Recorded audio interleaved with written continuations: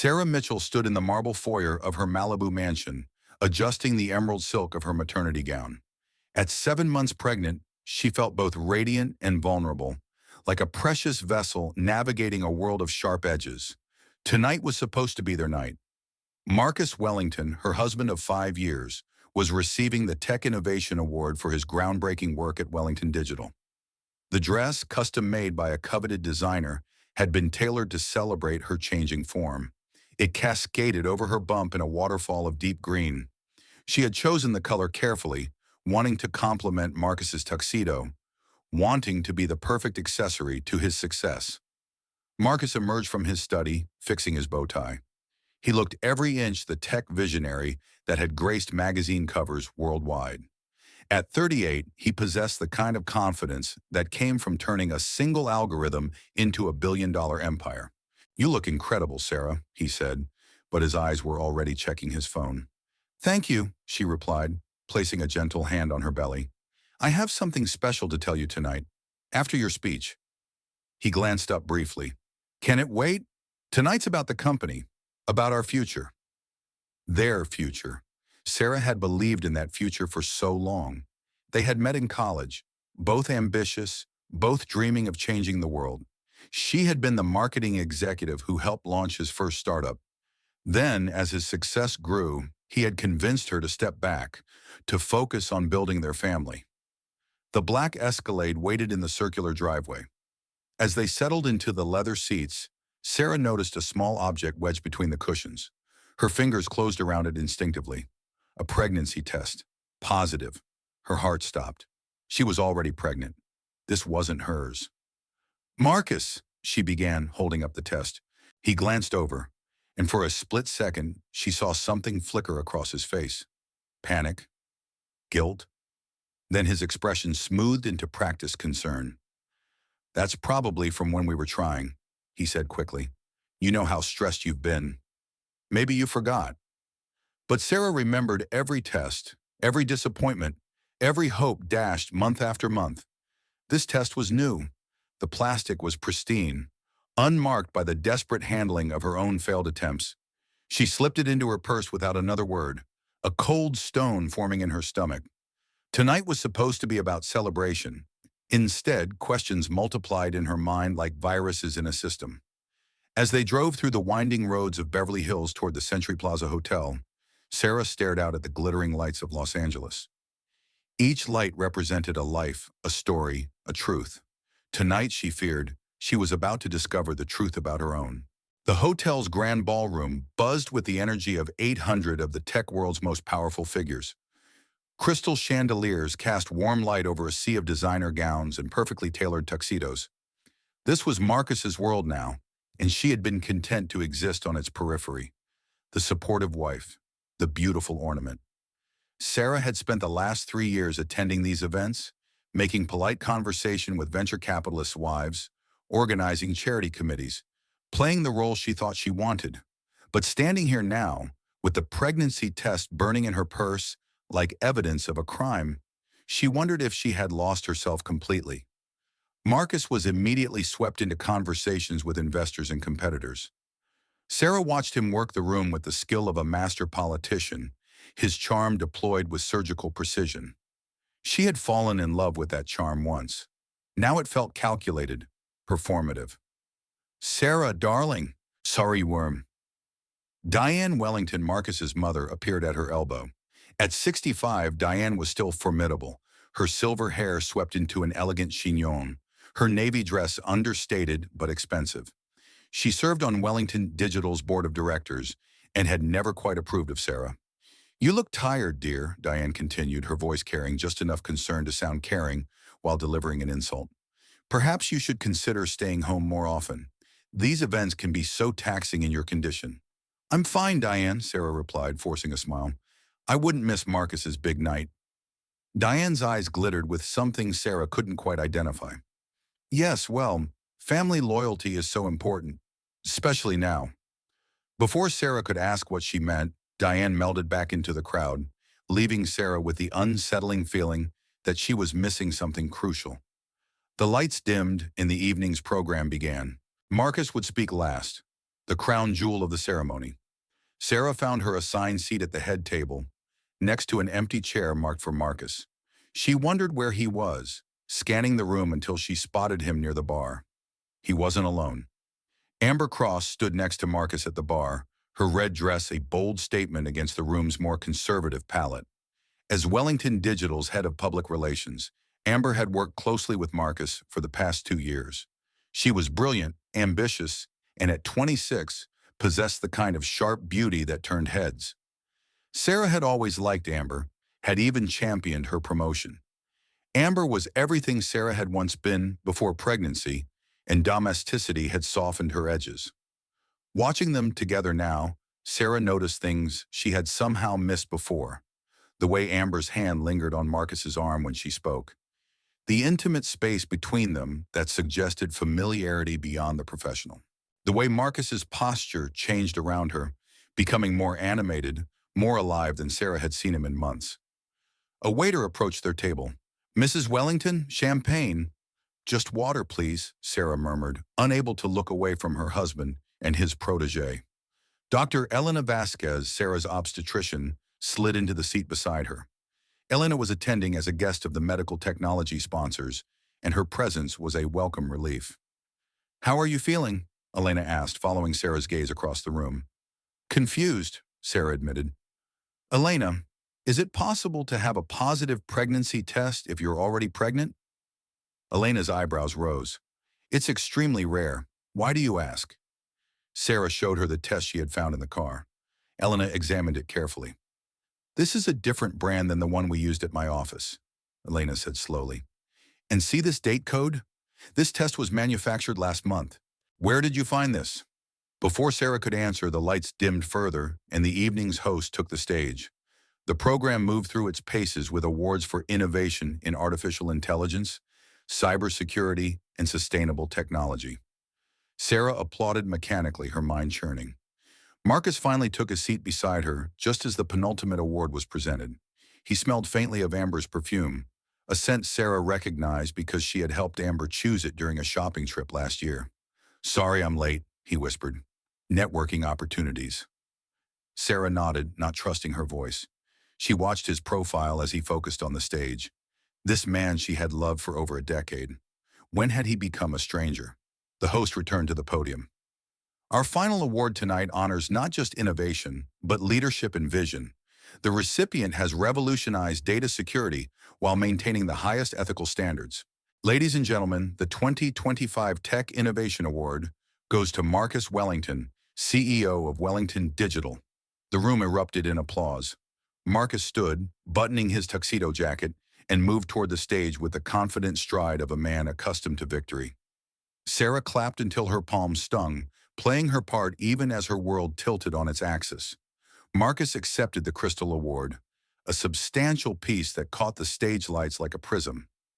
He stepped to the microphone with the easy grace of a natural performer. "Thank you," he began, his voice carrying clearly through the sound system. "This award represents not just my work, but the dedication of our entire team at Wellington Digital."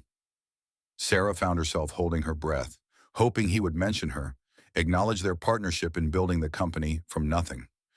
"Innovation requires risk," Marcus continued. "It requires the courage to pursue what others think is impossible. But most importantly, it requires inspiration." He paused, scanning the audience. His eyes found Amber, who stood near the back of the room, her red dress unmistakable in the sea of black and navy. "Great achievements are never solitary efforts," Marcus said, his voice dropping to a more intimate register. "Behind every breakthrough is someone who challenges you, who pushes you beyond your comfort zone. Someone who sees your potential even when you don't see it yourself." Sarah felt a chill run down her spine. These were not the words of a man about to thank his wife. "Which is why," Marcus continued, "I want to share this moment with the person who has truly inspired Wellington Digital's greatest innovations. Amber Cross, would you join me on stage?" The room fell silent. This was not part of the program. Sarah felt every eye in the ballroom turn toward their table, then toward Amber, then back to her. The pregnancy test in her purse suddenly made terrible sense. Amber moved through the crowd with the confidence of someone who had been expecting this moment. She climbed the stage steps gracefully, and Marcus took her hand, pulling her close to the microphone. "This award," Marcus announced, his arm around Amber's waist, "belongs to both of us for everything we've built together." And then in front of 800 of the tech industry's most influential people, in front of cameras that were broadcasting live, in front of his pregnant wife, Marcus Wellington kissed Amber Cross. It wasn't a polite peck on the cheek. It was the deep, passionate kiss of a man declaring ownership, claiming territory, announcing to the world that he was no longer bound by conventional rules.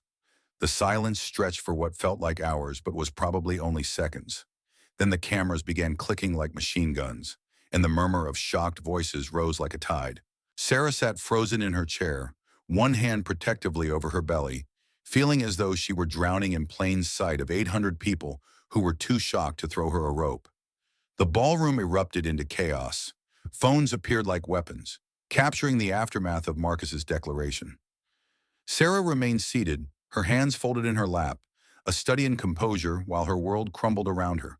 She could hear fragments of conversation, whispered words that cut like glass. His wife? 7 months pregnant. Did you see her face? How could he? Marcus finally broke the kiss, grinning at the audience with the satisfied expression of a man who had just conquered new territory. Amber's lipstick was smeared, her eyes bright with victory. They looked like teenagers who had just spray-painted their names on a building, thrilled by their own audacity. "Ladies and gentlemen," Marcus said into the microphone, "sometimes the heart wants what it wants." The audience remained stunned into silence. This wasn't the tech innovation they had come to celebrate. This was a public execution of a marriage, broadcast live to thousands of viewers. Sarah stood slowly, her chair scraping against the floor in the unnatural quiet. Every eye in the room tracked her movement. She felt like an actress who had forgotten her lines in the middle of a play, expected to perform, but given no script. Dr. Vasquez appeared at her side. "Sarah, let me take you home." "No," Sarah said quietly, her voice steady despite the tremor in her hands. "I'm fine." But she wasn't fine. As she walked toward the exit, her legs felt disconnected from her body. The faces around her blurred into a sea of pity and schadenfreude. Some looked genuinely concerned. Others seemed to be enjoying the spectacle. Jake Reynolds, her college friend who now worked as an investigative journalist for the Los Angeles Times, intercepted her near the doors.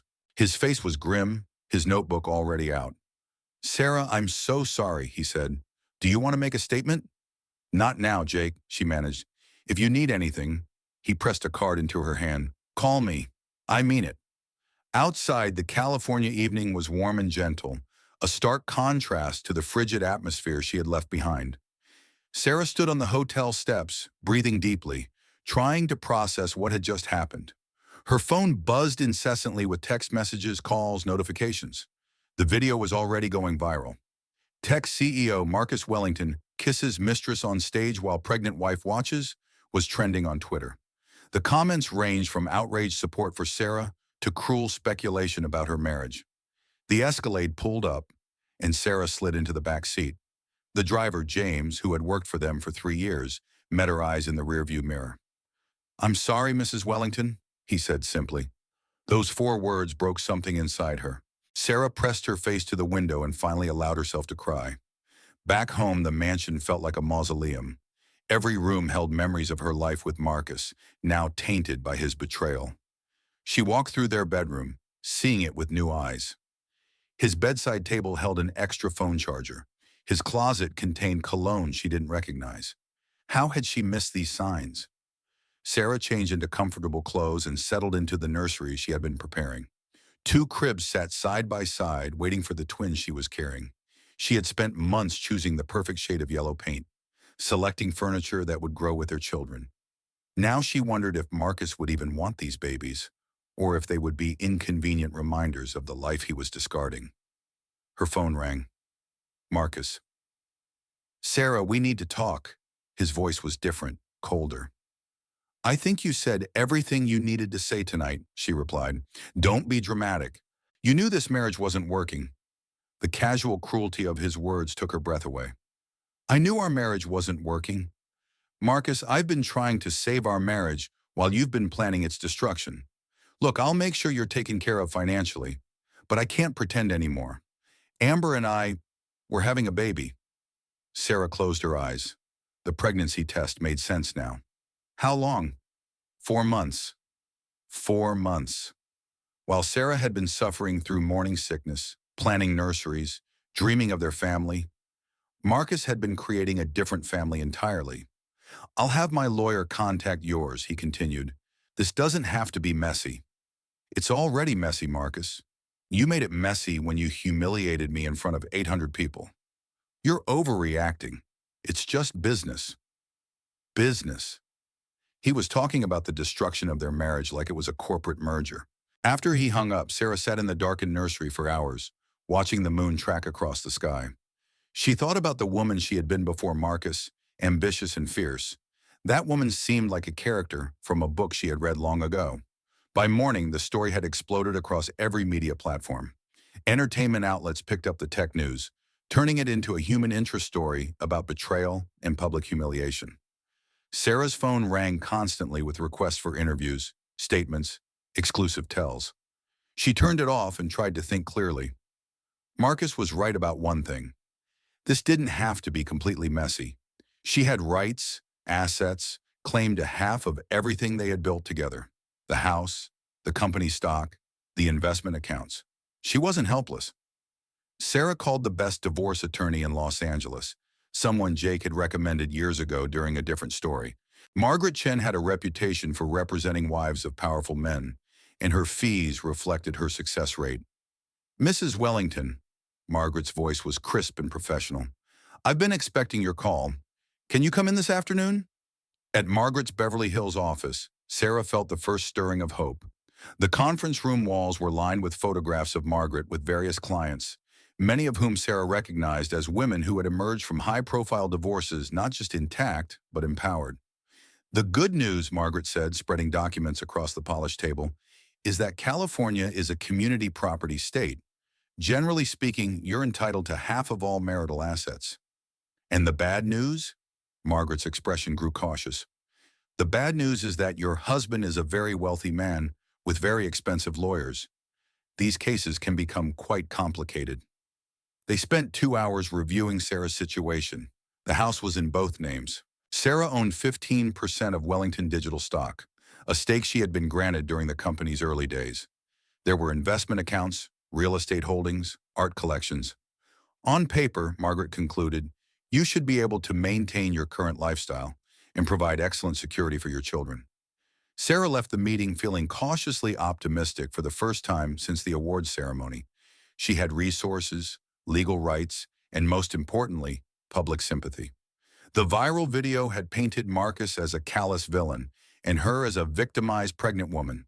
In the court of public opinion, she was winning decisively. That feeling lasted exactly 18 hours. Sarah woke to cramping pain that radiated across her belly like fire. At first, she thought it was stress, the physical manifestation of emotional trauma. But as she tried to stand, a gush of fluid soaked through her nightgown. "No, no, no," she whispered, reaching for her phone with shaking hands. Dr. Vasquez answered on the second ring. "Sarah, what's wrong?" "Something's happening. There's fluid and cramping, and I'm only 31 weeks. I'm calling an ambulance. Don't move." The next few hours blurred together in a haze of sirens, hospital corridors, and urgent medical voices. Sarah found herself in a private room at Cedars-Sinai, monitors beeping around her, IV tubes snaking from her arms. "The babies are in distress," Dr. Vasquez explained, her usually calm demeanor strained. "Your blood pressure is dangerously elevated, and you're showing signs of preeclampsia. We need to deliver immediately." "It's too early," Sarah protested, tears streaming down her face. "The alternative is worse. We're taking you to surgery now." The emergency cesarean section saved all 3 lives by minutes. Sarah's twins, a boy and a girl, were rushed to the neonatal intensive care unit, their tiny bodies connected to machines that breathed for them, fed them, monitored every heartbeat. Sarah named them Emma and Michael after her grandparents. They were so small, so fragile, their skin translucent and their movements barely perceptible. The doctors spoke in careful, measured tones about survival rates, potential complications, the long road ahead. For 3 days, Sarah barely left the NICU. She pumped breast milk every 3 hours, read to the babies through the esolettes, and prayed to gods she wasn't sure she believed in. Marcus visited once, standing awkwardly at the foot of Emma's esolette, looking uncomfortable and out of place. "They're going to be fine," he said, but his voice lacked conviction. "Are they?" Sarah asked. "Dr. Kim says the next 72 hours are critical." Marcus shifted uncomfortably. "Look, Sarah, I know the timing is terrible, but my lawyers need to file some paperwork, temporary custody arrangements, financial support, that sort of thing." Sarah stared at him in disbelief. "Our children are fighting for their lives, and you're worried about paperwork?" "I'm trying to be practical. These things are easier to sort out early." "Get out," Sarah said quietly. "Sarah, get out of here, Marcus. Don't come back unless you're here for them, not for your lawyers." He left without another word, and Sarah turned back to her babies, singing softly to them through the plastic barriers that separated them from the world. On the fourth day, Emma and Michael's conditions stabilized. Their breathing improved, their heart rate steadied, and Dr. Kim cautiously upgraded their prognosis. Sarah felt a surge of relief so intense it left her dizzy. "They're fighters," Dr. Kim said with a smile, "just like their mother." Sarah was discharged the following day with instructions to rest, recover, and visit the babies as often as she wanted. The NICU would be their home for at least another month, but they were expected to develop normally. Returning to the empty mansion was surreal. The nursery she had prepared mocked her with its readiness, 2 cribs waiting for babies who were miles away, connected to machines. Sarah spent the afternoon moving the cribs to her bedroom, creating a space where Emma and Michael would eventually sleep close to her. Margaret Chen called that evening with an update on the divorce proceedings. "The public response has been overwhelmingly in your favor," Margaret reported. "Marcus is being eviscerated in the media. 3 major clients have already distanced themselves from Wellington Digital. The board is apparently considering damage control measures." "Good," Sarah said, surprised by the venom in her own voice. "There's more. I've had preliminary discussions with Marcus's legal team. They're interested in reaching a quick, generous settlement. I think we can get you 70% of the marital assets plus full custody." 70% seemed like justice. Full custody felt like victory. For the first time since the awards ceremony, Sarah allowed herself to imagine a future where she had won. That night, she slept deeply for the first time in a week. She dreamed of bringing Emma and Michael home, of raising them in the beautiful house overlooking the Pacific, of building a life that was hers alone. She woke to her doorbell ringing insistently at 6 in the morning. 2 men in dark suits stood on her doorstep, badges gleaming in the early morning light. "Mrs. Wellington, we're from the Los Angeles County Sheriff's Department. We have a court order for the emergency removal of minors Emma and Michael Wellington pending a competency hearing." Sarah's world tilted. "What are you talking about? My children are in the hospital." The shorter deputy handed her a thick manila envelope. "You'll need to appear in family court Monday morning. Until then, your husband has been granted temporary emergency custody." "On what grounds?" Sarah's voice rose to a shriek. "Mental instability, endangerment of minors, and substance abuse during pregnancy," the taller deputy read from his paperwork. The accusations hit her like physical blows. Mental instability because she had suffered complications from stress, endangerment because the babies were premature, substance abuse because she had been prescribed anti-anxiety medication during her pregnancy. "This is insane," Sarah protested. "I've never used drugs. The medication was prescribed by my doctor." "Ma'am, you'll need to address these issues with the court," the deputy said, not unkindly. "For now, you're prohibited from visiting the minors without supervision." They left her standing in her doorway, holding papers that had just stolen her children from her. Sarah sank to the marble floor of her foyer and wept until she had no tears left. Marcus had played the game better than she had imagined possible. While she had been focused on financial settlements and custody arrangements, he had been building a case to paint her as an unfit mother. The stress-induced medical emergency had given him the ammunition he needed. Her phone buzzed with a text from an unknown number. "Told you family loyalty was important? You should have listened. Diane." Marcus's mother had tried to warn her, in her twisted way. This wasn't just a divorce. It was a war, and Sarah had been fighting with outdated weapons while her opponents had deployed nuclear missiles. She called Margaret Chen, but it was Saturday morning, and the attorney didn't answer. She called Dr. Vasquez, who was horrified but helpless. She called the hospital, but they confirmed that Marcus had indeed been granted temporary custody and that she could not visit her own children without a court-appointed supervisor. Sarah sat in her empty mansion, surrounded by wealth that meant nothing, married to a man who had systematically destroyed her, separated from the children she had nearly died to bring into the world. For the first time since this nightmare began, she wondered if she had the strength to fight back. Sarah spent the weekend in a fog of grief and rage, pacing through her empty house like a ghost haunting her own life. She couldn't eat, couldn't sleep, couldn't stop thinking about Emma and Michael alone in their isolettes, while strangers made decisions about their care. Monday morning arrived gray and drizzling, matching her mood as she sat in family court beside Margaret Chen. The courtroom was sterile and intimidating, designed to strip away pretense and reduce human complexity to legal arguments. Marcus sat across the aisle with his legal team, a phalanx of expensive suits led by Richard Steinberg, the most feared family law attorney in California. Marcus looked polished and concerned, playing the role of a responsible father protecting his children from an unstable mother. Judge Patricia Hoffman, a stern woman in her 60s, reviewed the emergency petition with practiced efficiency. Her expression revealed nothing as she read the allegations against Sarah. "Mrs. Wellington," Judge Hoffman began, "you're accused of endangering your children through reckless behavior during pregnancy. How do you respond?" Sarah stood on shaking legs. "Your Honor, I followed every medical recommendation. The premature labor was caused by stress from discovering my husband's very public affair." "The medical records show you were prescribed lorazepam during your pregnancy," Steinberg interjected, "a controlled substance that can cause birth defects." "Prescribed by my doctor for severe anxiety," Margaret countered. "A legitimate medical treatment approved by her obstetrician." Judge Hoffman held up a hand for silence.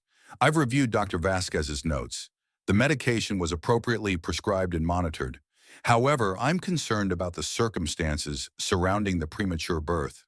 "Your Honor," Steinberg continued, "my client has documented Mrs. Wellington's increasingly erratic behavior over the past months. Paranoid accusations, emotional outbursts, failure to maintain appropriate boundaries with household staff." Sarah felt her face flush. "That's completely false." "Is it?" Steinberg produced a stack of papers. "We have signed statements from household employees describing incidents of verbal abuse, property destruction, and inappropriate demands." Margaret quickly scanned the documents, her expression growing grim. "Your Honor, we haven't seen these alleged statements. We request time to investigate their authenticity." "The children's safety takes precedence," Judge Hoffman ruled. "I'm maintaining the temporary custody order for now, but I'm modifying it to allow supervised visitation twice daily at the hospital." It was a partial victory, but Sarah felt hollow as she left the courthouse. She could see her babies, but only under the watchful eye of a court-appointed supervisor who would document her every word and gesture.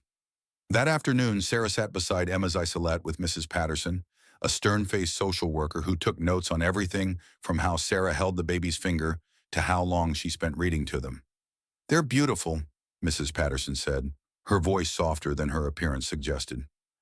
"They're everything to me," Sarah replied, gently stroking Emma's tiny hand. "Mr. Wellington seems very concerned about providing stability for them." Sarah looked up sharply. "You've met with Marcus?"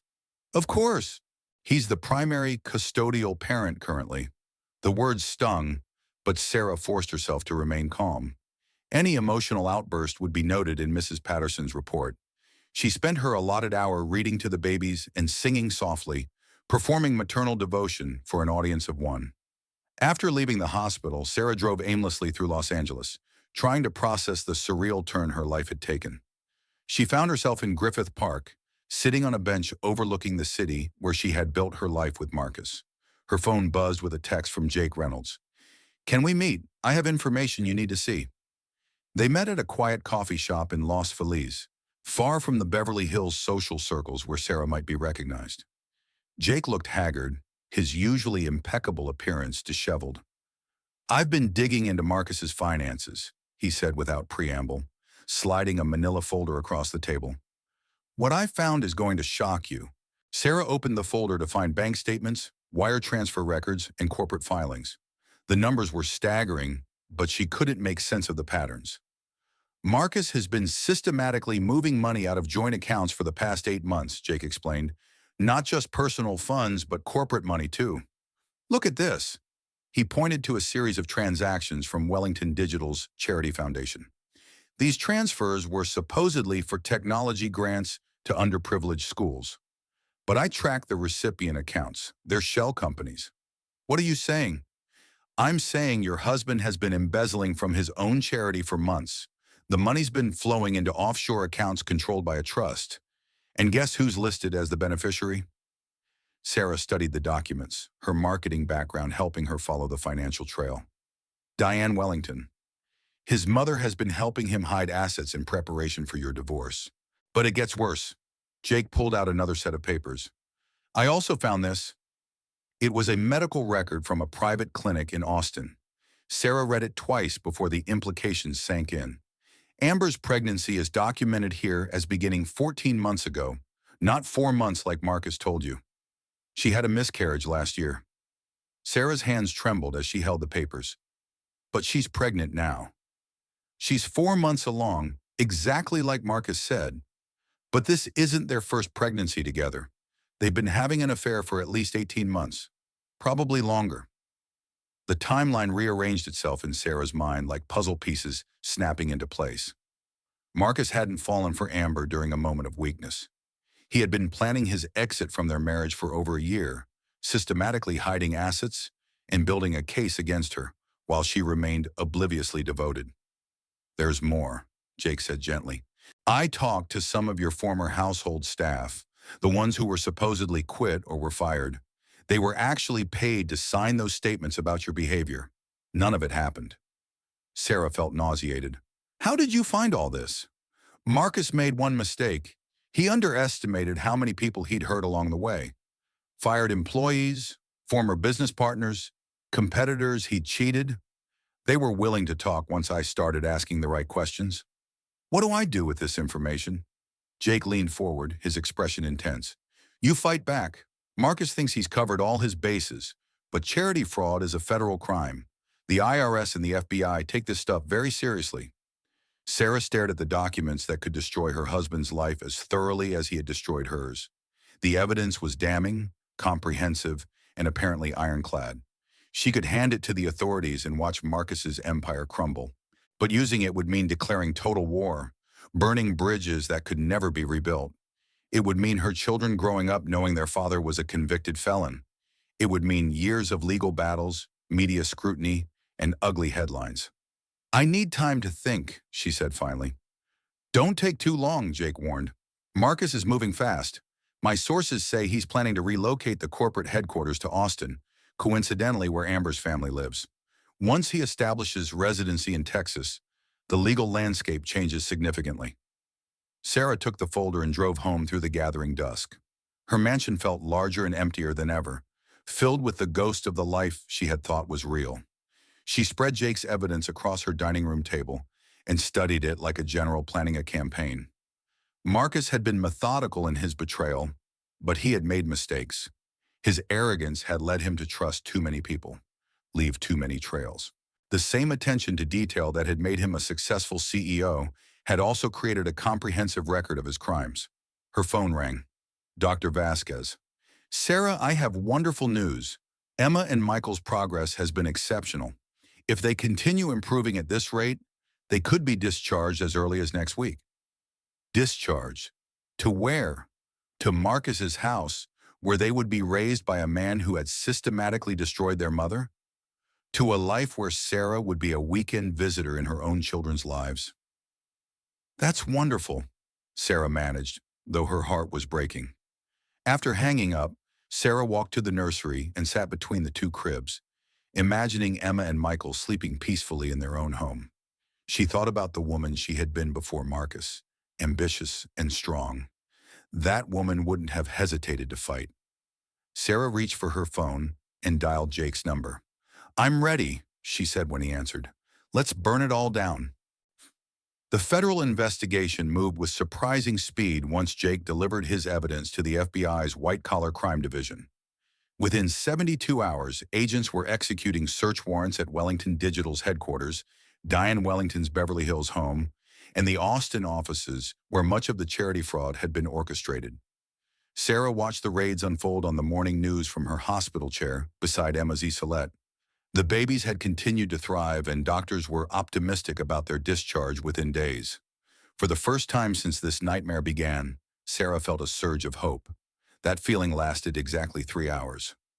Richard Steinberg's call came at noon, his voice cold and professional. Mrs. Wellington, I'm calling as a courtesy to inform you that my client will be filing additional motions in family court this afternoon. What kind of motions? Given the federal investigation and the adverse publicity, Mr.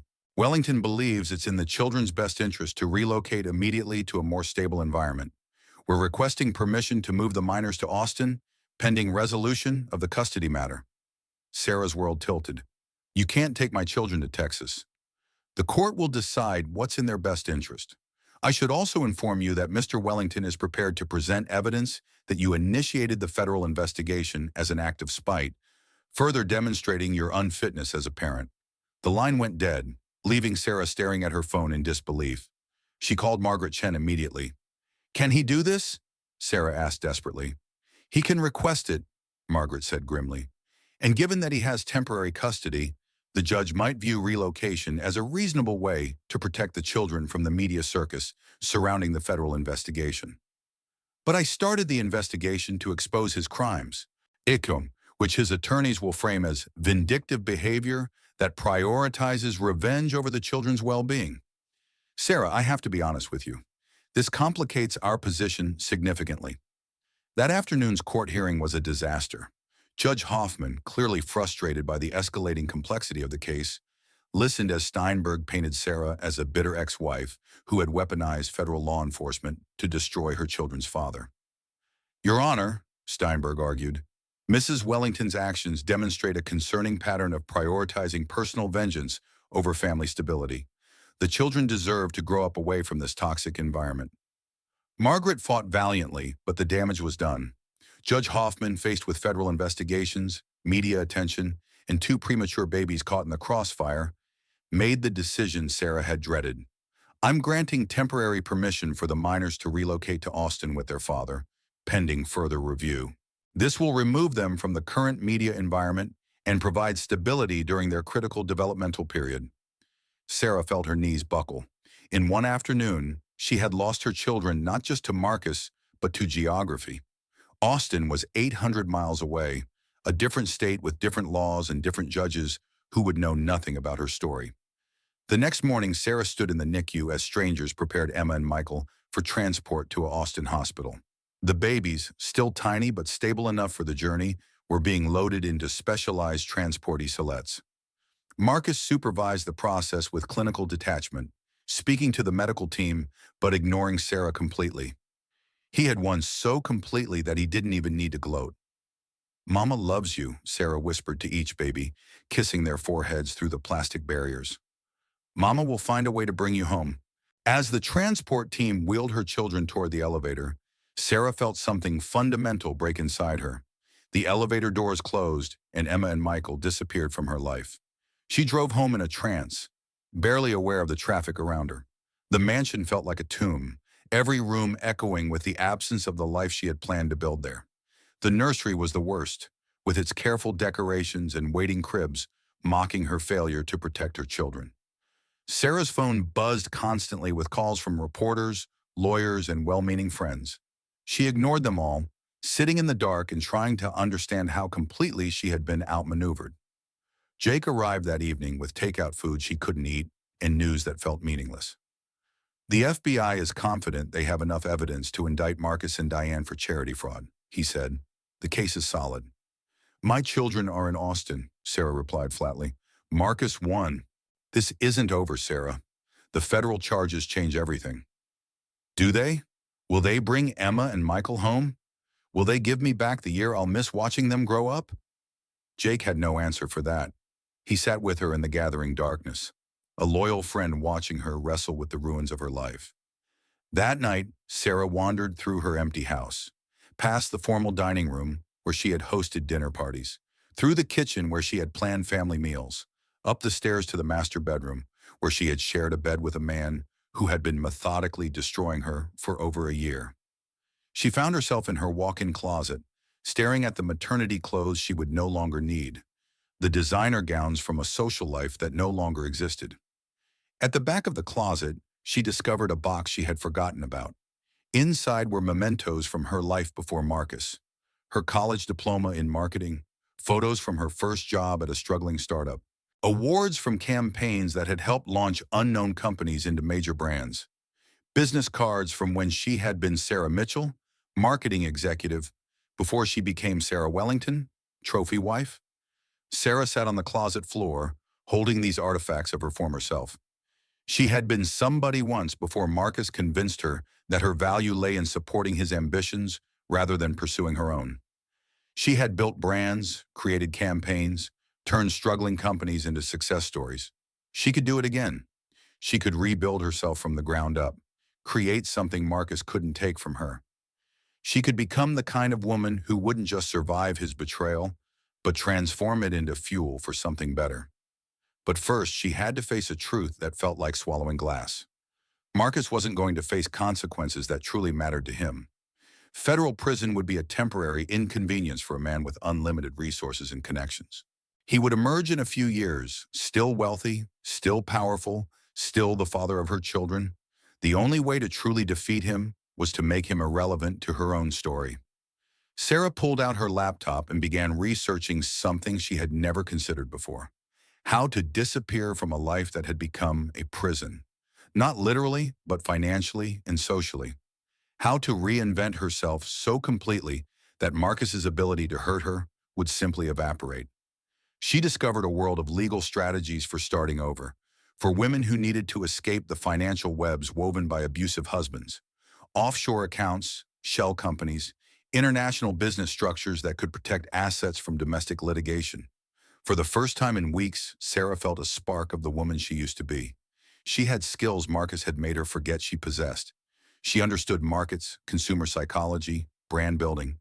She could create something he couldn't touch, couldn't steal, couldn't destroy. The federal case against Marcus would proceed without her. The divorce would play out in courtrooms where expensive lawyers traded accusations and assets. But Sarah was done being a victim in other people's stories. She was ready to become the author of her own resurrection. But before she could begin rebuilding, she needed to finish tearing down. There was one more revelation waiting in Jake's investigation, one final betrayal that would complete her understanding of just how long Marcus had been planning her destruction. And this one would change everything. Jake called at 7 in the morning, his voice tight with an emotion Sarah couldn't identify. "We need to meet. Now. There's something else. Something I didn't want to tell you over the phone." They met at the same coffee shop in Los Feliz, but this time Jake looked like he hadn't slept in days. Dark circles ringed his eyes and his usually steady hands trembled as he slid a thin folder across the table. "Sarah, what I'm about to show you, it's going to hurt, but you need to know." Inside the folder were medical records, legal documents, and what appeared to be a private investigator's report. Sarah's name appeared throughout, but in context that made no sense. "I don't understand," she said, scanning a psychological evaluation dated 6 months before Emma and Michael's birth. "I never saw this doctor." "You didn't need to," Jake said quietly. "Marcus hired a forensic psychologist to create a profile based on what he called observational data. Essentially, he was building a case that you were mentally unstable months before you even knew he was cheating." Sarah read the evaluation with growing horror. It painted her as suffering from paranoid delusions, emotional instability, and potential substance abuse issues. Every incident was carefully documented. Her concern about Marcus's late nights, her questions about unexplained expenses, her emotional reactions to his increasing distance. "This is insane," she breathed. "These are normal responses to discovering your husband is having an affair. To you and me, yes. But to a family court judge who doesn't know the context, it reads like a woman spiraling into mental illness." The next document was worse. It was a detailed plan titled Custody Transition Strategy, dated 8 months before the Tech Awards ceremony. Marcus had been planning to take the children before they were even born. The strategy was comprehensive and chilling. Phase 1 involved documenting Sarah's erratic behavior while gradually isolating her from friends and professional contacts. Phase 2 would trigger a public incident that would justify emergency custody measures. Phase 3 would relocate the children to a different state while Sarah dealt with the legal and financial aftermath. He orchestrated everything, Sarah realized, her voice hollow. The affair wasn't a betrayal of our marriage. It was a tool to destroy my credibility. It gets worse, Jake said, producing another set of documents. Look at this. The papers showed that Marcus had been planning to have Sarah committed to a psychiatric facility immediately after the baby's birth.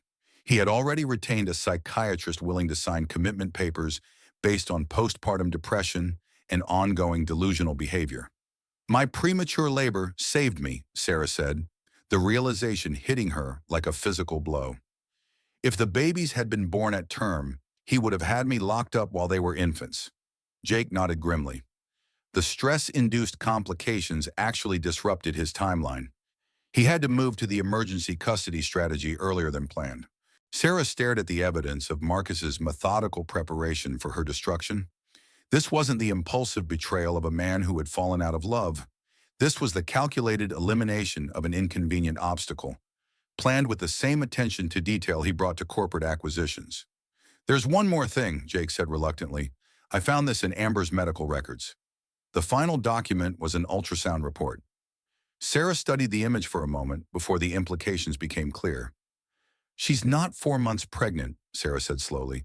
The ultrasound shows she's actually 6 months along. But here's the really twisted part. Jake pointed to a notation in the margins. This isn't Marcus's baby. Sarah looked up sharply. What? The timing doesn't work. Based on this ultrasound, Amber conceived in early February. Marcus was in Japan for the entire month on business.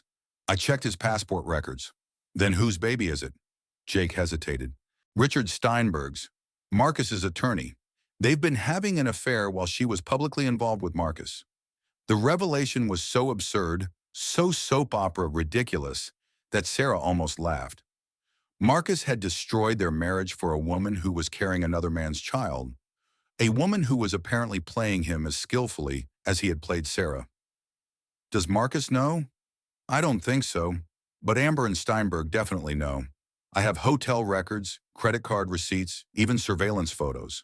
Sarah sat back in her chair, trying to process the complete insanity of the situation. Marcus had betrayed her for a woman who was betraying him.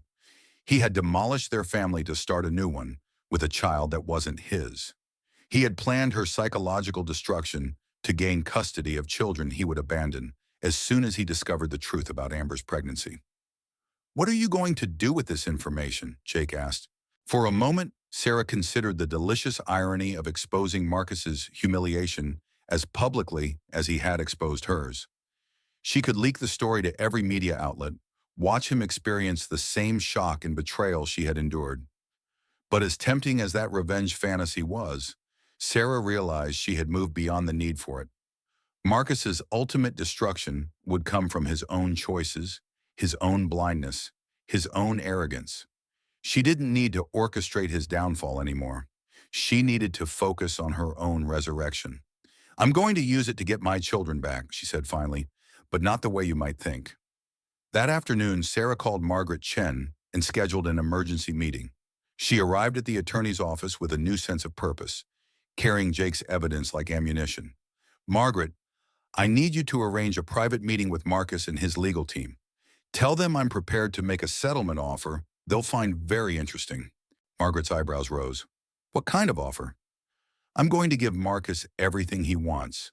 The house, the company stock, the art collection, everything, in exchange for joint custody of Emma and Michael to be exercised in California. Sarah, that's financial suicide. You'd be walking away from millions. Money doesn't matter if I don't have my children, but I'm not walking away empty-handed. Sarah explained her plan, watching Margaret's expression shift from concern to amazement to something approaching awe. It's brilliant, Margaret admitted. Completely insane, but brilliant. Are you sure you can pull it off? I spent 5 years helping Marcus build his empire. I know exactly how it works and exactly where it's vulnerable. He taught me everything I need to know to compete with him. And if he refuses the settlement? Sarah smiled for the first time in weeks. He won't refuse, because I'm going to make him an offer that appeals to the one thing he values more than money, his ego. The meeting was scheduled for the following Monday at Margaret's office. Sarah spent the weekend preparing, researching, and planning the performance of her lifetime. She was about to gamble everything on her ability to manipulate the man who had manipulated her. But this time, she held all the cards he didn't know existed. As she laid out her strategy on paper, Sarah realized that Marcus's greatest mistake hadn't been underestimating her intelligence or her resources. His greatest mistake had been teaching her exactly how ruthless she could be when everything she loved was at stake. The student was about to become the master. Monday morning arrived crisp and clear, the kind of Los Angeles day that made the city feel full of infinite possibilities. Sarah dressed carefully for the meeting, choosing a charcoal gray suit that projected authority without aggression. She wanted to look like a woman who had accepted defeat gracefully while hiding the steel beneath her silk. Margaret's conference room buzzed with tension as the opposing sides took their seats. Marcus arrived with his usual entourage: Richard Steinberg, 2 junior associates, and a financial advisor. He looked confident, well-rested, the picture of a man who had successfully navigated a difficult situation. Sarah sat alone except for Margaret, a deliberate choice designed to emphasize her apparent vulnerability. She had learned from Marcus that the best negotiations began with your opponent underestimating your position. "Thank you all for coming," Margaret began. "My client has a settlement proposal that we believe serves everyone's interests." Steinberg leaned back in his chair, radiating the smug confidence of a man holding all the winning cards. "We're listening, though I should note that Mr. Wellington's position has only strengthened since our last discussion." Sarah spoke for the first time, her voice calm and measured. "Marcus, I want to end this. The fighting, the media attention, the damage to both our reputations. It's not good for Emma and Michael, and it's not good for either of us." Marcus studied her face, looking for signs of deception or manipulation. "What are you proposing?" "I'm prepared to relinquish all claims to marital assets. The house, the company stock, the investment accounts, everything. I want nothing except joint custody of our children, exercised in California." The room fell silent. Steinberg's confident expression flickered as he processed the implications. This wasn't the desperate counterattack they had expected. "In exchange for what?" Marcus asked suspiciously. "Your agreement to maintain the children's primary residence in Los Angeles and my right to equal parenting time. No more emergency relocations, no more supervised visits, a clean divorce with shared custody." Steinberg whispered urgently in Marcus's ear, but Marcus waved him off. Sarah could see the calculation in her husband's eyes. He was getting everything he had fought for financially, while appearing magnanimous in the custody arrangement. "What about the federal investigation?" Steinberg interjected. "Are you willing to testify that you initiated it maliciously?" Sarah had anticipated this question. "I'm willing to state that my emotional state during the investigation may have compromised my judgment, that my primary motivation was hurt feelings rather than genuine concern about financial impropriety." It was a careful answer that would undermine the prosecution's case without technically lying. Sarah was betting that Marcus's ego would prevent him from examining her motivations too closely. "This seems too good to be true," Marcus said finally. "What's the catch?" Sarah allowed herself a small, sad smile. "There's no catch, Marcus. I'm tired of fighting. I want to focus on being a good mother to Emma and Michael. They deserve better than parents who are constantly at war." She was telling the truth, just not the complete truth. She did want to focus on her children. She also wanted to build something that would make Marcus's financial victory irrelevant. Marcus and his team spent 20 minutes in hushed consultation while Sarah and Margaret waited. Sarah used the time to study her husband's face, looking for signs of the man she had once loved beneath the calculating stranger he had become. "We accept," Marcus announced finally, "with one additional condition. Sarah signs a non-disclosure agreement regarding all aspects of our marriage and divorce. Agreed, Sarah said without hesitation. Steinberg looked troubled by how quickly she had accepted, but Marcus was already moving forward, energized by what he perceived as total victory. We can have the paperwork ready by Friday, he said. Emma and Michael can return to Los Angeles the following week. As the meeting broke up, Marcus approached Sarah directly for the first time since the Tech Awards ceremony. I'm sorry it came to this, he said, though his tone suggested obligation rather than genuine remorse. I know, Sarah replied. We both made mistakes. She was lying, of course. She had made the mistake of trusting him. He had made the mistake of teaching her how to think like him. After Marcus and his team left, Margaret turned to Sarah with a mixture of admiration and concern. That was masterful, but are you sure you know what you're doing? You just walked away from a fortune. I walked away from his fortune, Sarah corrected. I'm about to build my own. That afternoon, Sarah began executing the plan she had been developing since her night in the closet. Using the business skills Marcus had made her forget she possessed, she started creating the infrastructure for her new life. Her first call was to David Chen, Margaret's brother who specialized in international business law. Her second was to Elena Rodriguez, a former colleague from her marketing days who now ran a successful consulting firm. Her third was to Jake Reynolds. I need your help with something completely different, she told Jake. I want to hire you to investigate corporate charity fraud, not Marcus's case, but as a specialty for a new firm I'm starting. Jake was intrigued. What kind of firm? One that helps women who've been financially abused by powerful husbands. We'll provide legal support, financial planning, and media strategy. The charity fraud angle is just the beginning. By the end of the week, Sarah had incorporated a new company, opened business accounts, and begun assembling a team of professionals who shared her vision. She called it Phoenix Consulting because she liked the symbolism of rising from ashes. The divorce papers were signed on Friday in a brief business-like ceremony. Marcus got the house, the art, the investment portfolio, and what he thought was victory. Sarah got joint custody of Emma and Michael, a small settlement for immediate expenses, and her freedom. As they left the courthouse, Marcus stopped beside his Bentley. I hope we can be civil going forward, he said, for the children's sake. Of course, Sarah replied. I want what's best for them. Marcus drove away in his expensive car toward his expensive house, carrying his expensive victory. Sarah walked to her rental car in the courthouse parking garage, carrying the keys to a future he couldn't even imagine. That evening, she sat in her small apartment in Santa Monica, a temporary space she had rented while she planned her next moves. Emma and Michael would be returning on Tuesday, and she had spent the day preparing a nursery that was modest but filled with love. Her phone buzzed with a text from an unknown number. Saw the settlement announcement. You sure know how to lose gracefully. A cucked. Amber. Even in victory, she couldn't resist gloating. Sarah deleted the message without responding. She had bigger concerns than the petty cruelties of people whose lives were built on deception. On Sunday night, Sarah received a call from Dr. Vasquez with wonderful news.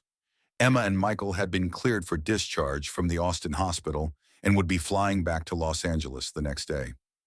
After weeks of separation, she would finally hold her children again.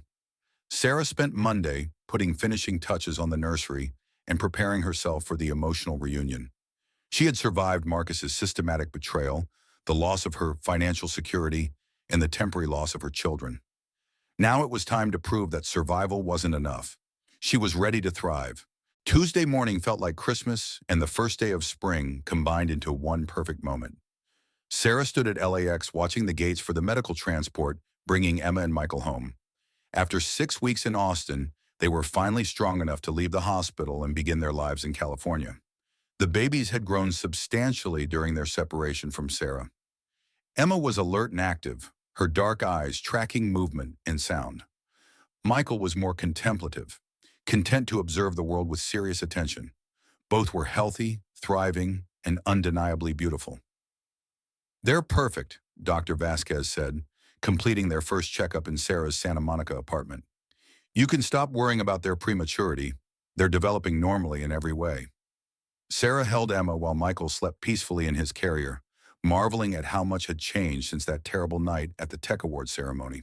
She had lost a fortune a marriage, and her illusions about the man she had loved. In return, she had gained clarity, purpose, and the unshakable knowledge that she could survive anything. Phoenix Consulting was already generating interest from potential clients. Word had spread through Los Angeles's networks of successful women about Sarah's situation and her plans to help others navigate similar crises.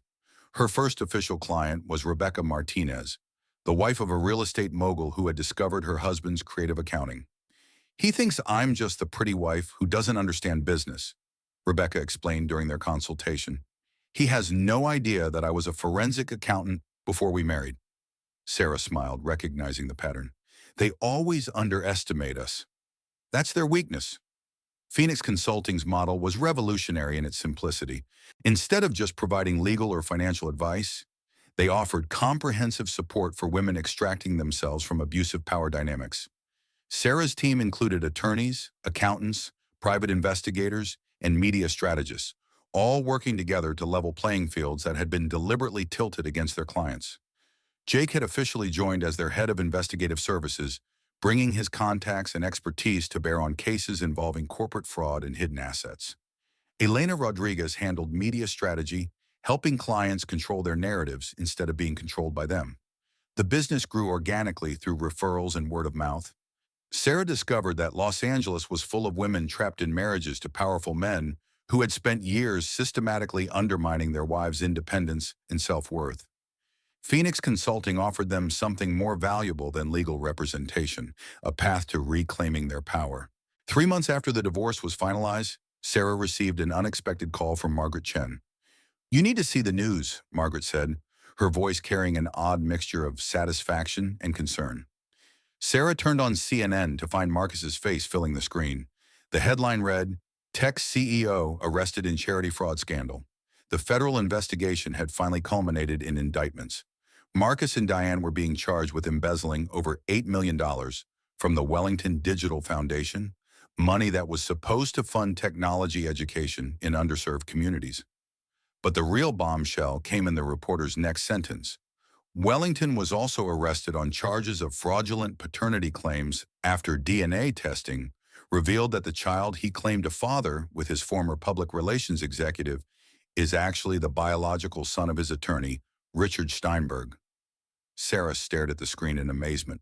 Amber's deception had finally been exposed, and the fallout was spectacular. Marcus had been arrested at the hospital where Amber was giving birth to another man's child. Steinberg had also been arrested, his legal career effectively over. The irony was almost too perfect to be real. Marcus had destroyed his marriage for a woman who was playing the same game against him. He had planned Sarah's psychological destruction only to experience his own public humiliation on an even grander scale. Sarah's phone rang constantly with reporters seeking comment on Marcus's arrest. She declined all interviews, honoring the non-disclosure agreement that was now protecting her more than it was protecting him. She had moved beyond the need for public vindication. That evening, she sat in her modest apartment, feeding Emma while Michael played contentedly on his blanket. The space was a fraction of the size of their Malibu mansion, but it felt more like home than any place she had lived since college. Jake stopped by with updates on the federal case and news about Phoenix Consulting's rapid expansion. "We have 12 new client inquiries this week," he reported. "The Martinez case generated a lot of attention. Rebecca got 60% of their assets plus full custody. And her husband? Under investigation for tax evasion and money laundering. Turns out Rebecca's forensic accounting skills were better than his creative bookkeeping." Sarah smiled, feeling the deep satisfaction that came from helping someone reclaim their power. This was better than any revenge she could have planned against Marcus. She was building something positive from the wreckage of her marriage, creating value instead of just destroying it. Her phone buzzed with a text from an unknown number. "Saw the news about Marcus. Hope you're happy now." Amber again, apparently still trying to blame Sarah for the consequences of her own deceptions. Sarah blocked the number without responding. She had no energy left for the petty dramas of people whose lives were collapsing under the weight of their own lies. That night, after the babies were asleep, Sarah stood on her apartment balcony looking out at the Pacific Ocean. 6 months ago, she had been the wife of a billionaire, living in luxury and believing in a future that was built on lies. Now she was a single mother in a one-bedroom apartment, building a business that helped other women escape the kinds of traps she had fallen into. By any conventional measure, she had lost everything. By the measures that actually mattered, she had won everything that counted. Her phone rang one final time. Dr. Vasquez. Sarah, I have some news I thought you'd want to hear privately before it becomes public, Elena said. Amber Cross was admitted to the hospital tonight with complications from postpartum depression. She's being held for psychiatric evaluation after making threats against you and the babies. Sarah felt a chill. What kind of threats? Nothing specific enough to be actionable, but concerning enough that the hospital contacted police. I wanted you to be aware in case you need to take precautions. After hanging up, Sarah checked the locks on her doors and windows, then looked in on Emma and Michael sleeping peacefully in their cribs. She had spent so much energy focused on Marcus's betrayal that she had almost forgotten about Amber, the woman whose own deceptions had ultimately destroyed the life she had thought she was stealing. But Sarah refused to live in fear of the damaged people she was leaving behind. She had work to do, children to raise, and a future to build that was entirely her own creation.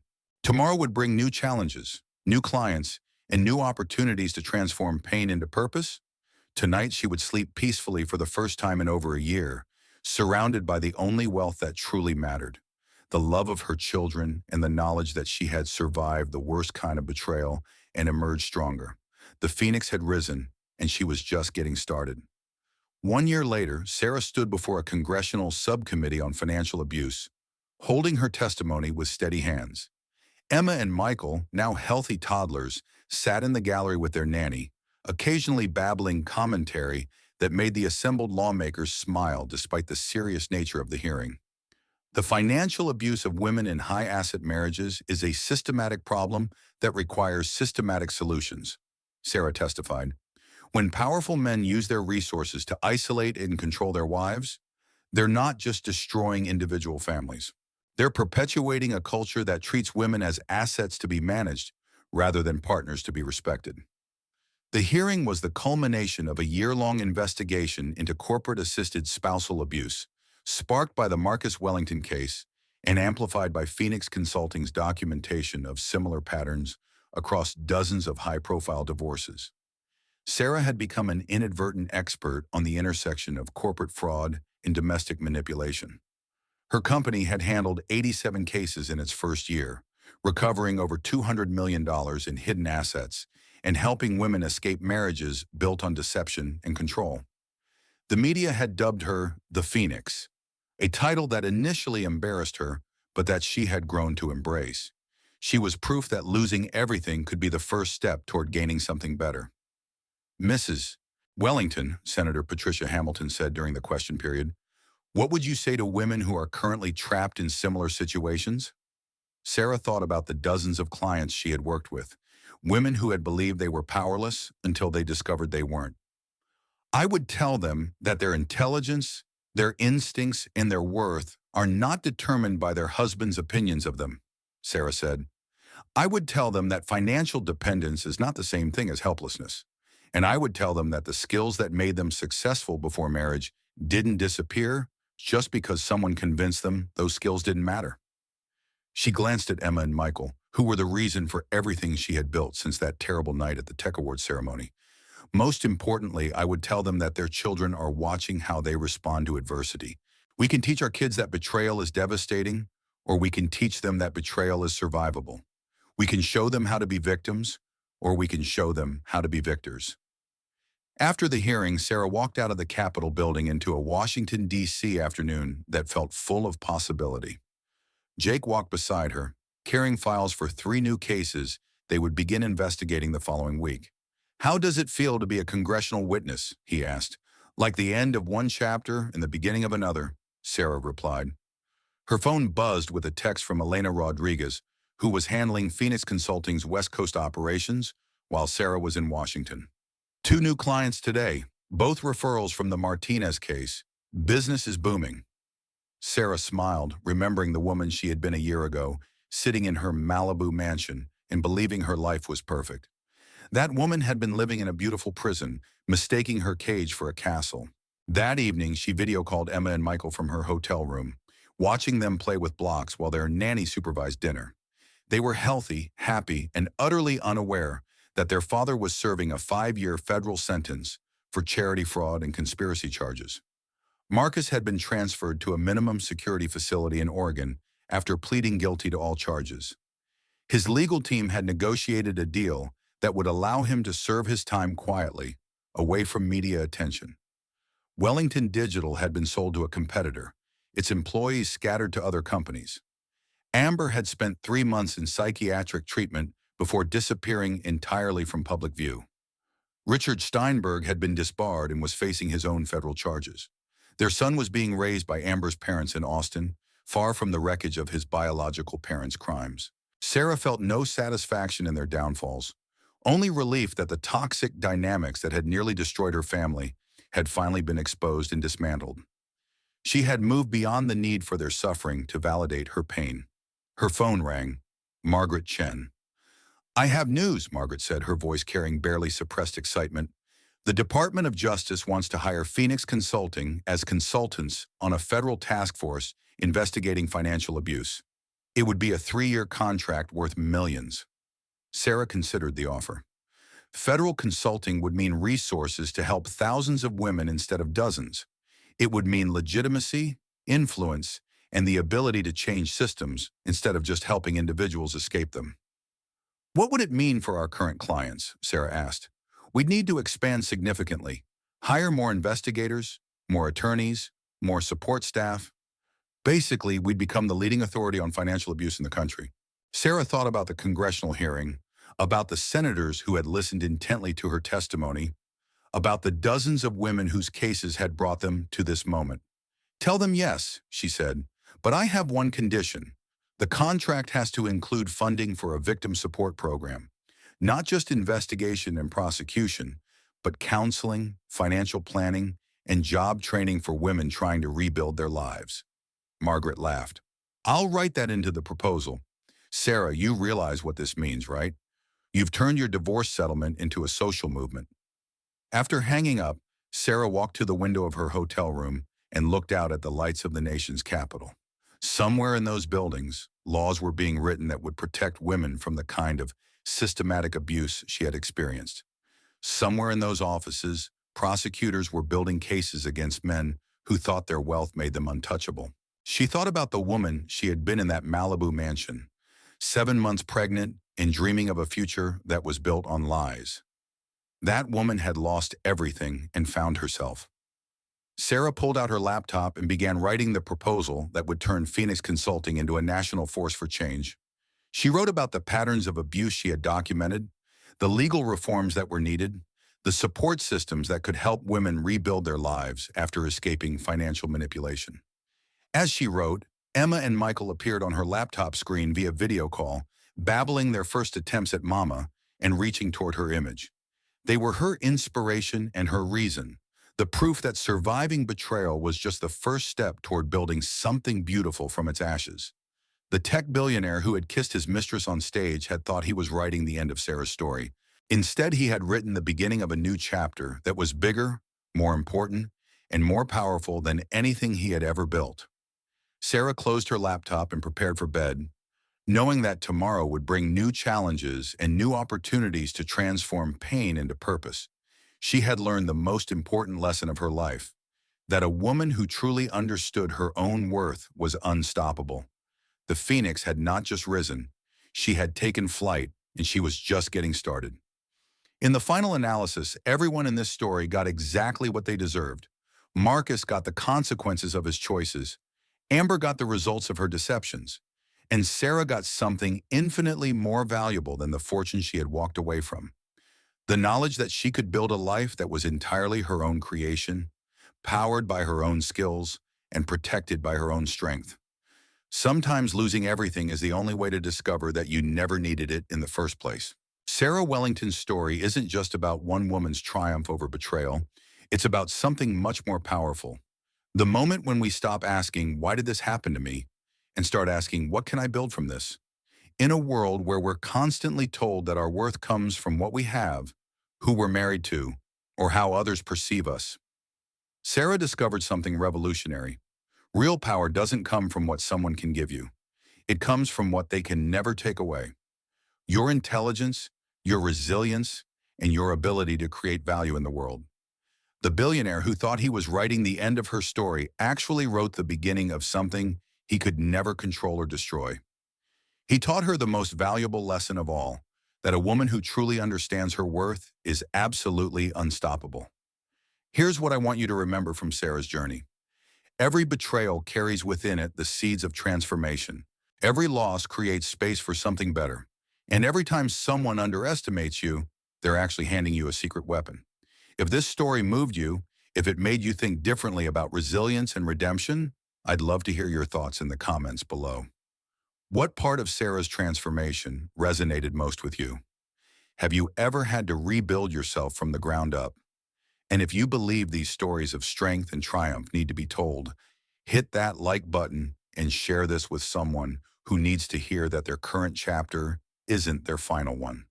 Because the best stories aren't about people who never fall down. They're about people who get back up, dust themselves off, and build something beautiful from the pieces.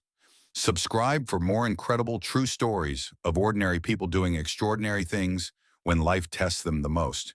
Because trust me, we're just getting started with stories that will restore your faith in the human spirit. Until next time, remember, you're not just surviving your story, you're writing it.